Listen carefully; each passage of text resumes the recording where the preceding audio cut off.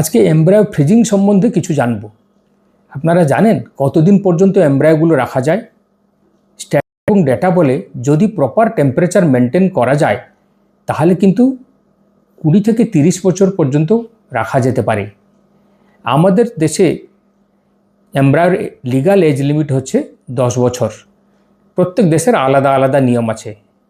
কত ডিগ্রিতে টেম্পারেচারে এমব্রায়োগুলো রাখা হয় জানেন? লিকুইড নাইট্রোজেনের মধ্যে -196 ডিগ্রি টেম্পারেচারে এমব্রায়োগুলো রাখা হয়। ওই টেম্পারেচারে এমব্রায়োর বায়োলজিক্যাল এবং মেটাবলিক অ্যাক্টিভিটি 0। আপনার সাপোজ বয়স 32 কিংবা 33, আপনার আইভিএফ করে একটা বেবি হয়েছে, আপনার অনেকগুলো এক্সেস এমব্রায়ো আছে।